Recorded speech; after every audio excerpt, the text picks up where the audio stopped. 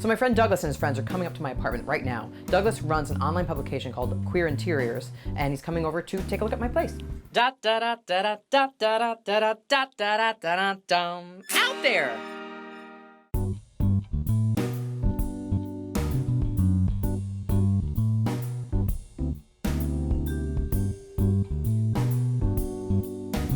So Douglas, thank you so much for coming. It's my pleasure to be here. And putting my apartment on your site. I mean, I can't wait to see all of it. There's a lot to see. Hope you're ready. So tell our viewers here a little bit more about your online publication. Yeah, so the Queer Interior I started in 2010. It's an online platform for queer spaces that are queer owned and operated. I find amazing queer people of all ages, creeds, from New York, not from New York. A lot of them are in Brooklyn, because I'm from Brooklyn now. Mm-hmm. And the Queer Interior is meant to sort of celebrate the queer point of view in people's homes. Some of the spaces are sort of like really streamlined and sort of modern, like out of a magazine spread. Sure. And that is an exciting, sort of high design place to go. Mm-hmm. But what I really love is interiors that are personal. And a lot like your space, the space is sort of kitsch and collectibles. Every tiny thing has a story, and I can't wait to hear more about everything. So I love your apartment. Thank you very much. I want to say a lot of things are mid-century. Yes, you're basically right. It's not necessarily high-end design or mid-century, which some people really focus on. So what you normally see here in New York. I kind of go for the almost suburban home mid-century, what people could actually buy and afford. Yeah. I think it's because both my grandmothers were influential in my life, and they sort of had a little bit of this look in their home, which kind of made me really want to know more about it and research it. And then when I would see it while flea marketing or antiquing, I'd say, oh wow, that must be the same era. I try to keep everything working that I do have that's antiques. I love fixing and repairing. My dad taught me all about repair and mechanical things when I was a kid. In just a minute, the clocks are all going to go off too, so be ready. How many clocks? That. On cue, too. That's crazy. That's funny. Where does someone find stuff like this? I imagine like the Chelsea flea market. When I was a kid, every weekend we went to the Adirondacks in upstate New York. So I was from Schenectady area, and there was tons of antiquing there. And all this stuff was kind of just around.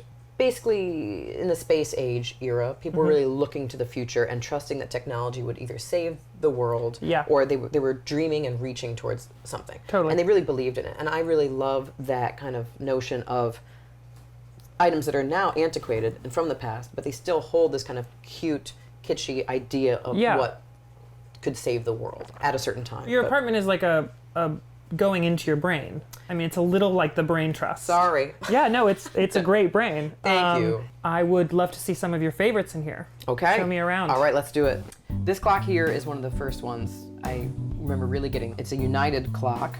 Is the company that made it. They were based in Brooklyn back in the day. Yeah. I love it because it shows New York Harbor. It's a motion clock, they call it. The boats are moving around the bottom. The little rhinestone in the middle spins. What are these called? I see these baubles. What are they called? Yes, these are called anniversary clocks. Okay. Generally they're called that because you would wind them about once a year. So the cute thing is you'd get it for a wedding or a birthday or whatever it was, and you would wind it on that event. Growing up, my parents had one that was their anniversary clock. And this has some personal history for both you and I. Yes. Yes. This is from Jaffa Cafe, which was a restaurant on St. Mark's in the East Village in New York. And we were just talking earlier, and amazingly, it was both of ours the first restaurant we ate at in New York. I think that one of the first places I went to in New York. This is one of my favorite clocks because it really represents the ludicrous nature of the design of the time. Yeah. This is a clock. It's not a phone. Looks like a phone, not a phone. Certainly. A lamp with the Venetian blind shade. Oh, that's so rad. Which is so rad. The best thing about this, though, is you can lift the handle of the phone. Hello? Nope, not a phone. You push this button down here, and electrically, it heats up, and that is a cigarette lighter. Oh, my God. I mean, does it get more fabulous than that? And this is one of those classic mid-century lamps. Yes. That you have many, many of. How many of these do you have again? Probably in the 20-something. Wow. I would love to have many more. There's many, many beautiful, incredible designs that, I mean, they're becoming very expensive to get these lamps now. Let's check out more in the kitchen. Yes. I'm excited to see everything.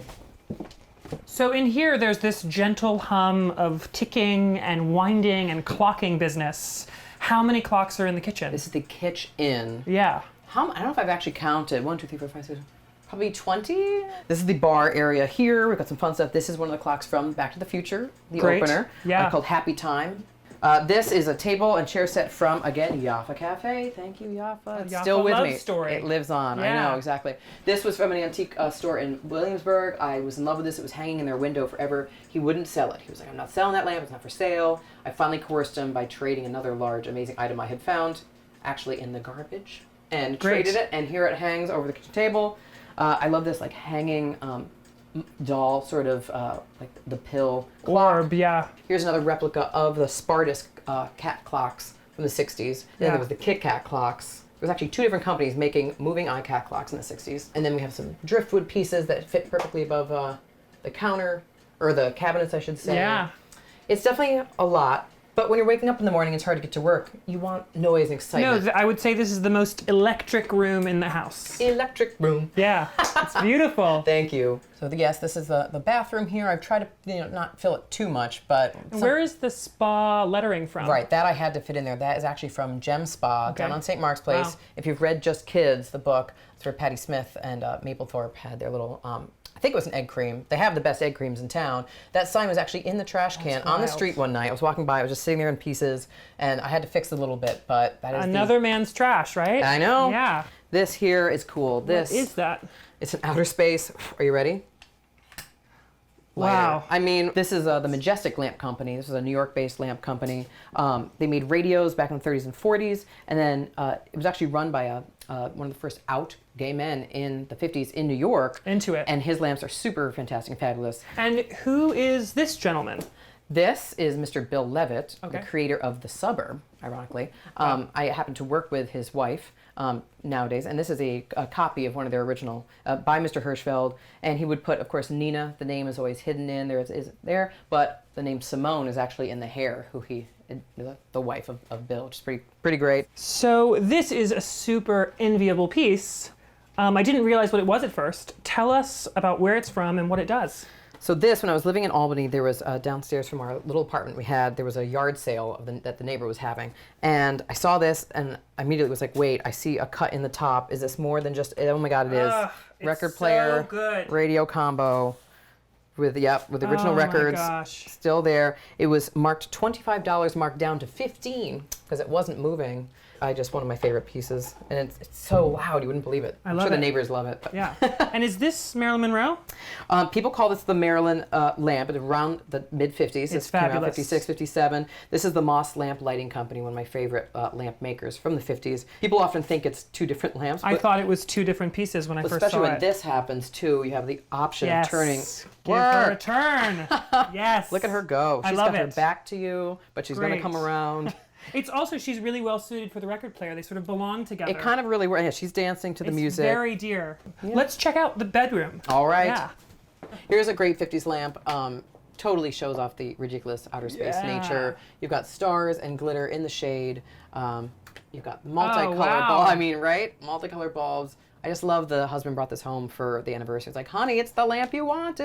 And it's she's so, like, it's such a nod to a time when things were meant to be wonky. Like, yes, it's exactly. just Celebrate beautiful. crazy. That means Yeah. high end. And this is one of the earliest lava lamps, I think 1966, 67, called the Regency. It's got a wooden cap, wooden base. I love that the shape is not what you normally think of Yeah. as a lava lamp. This is the motion lamp.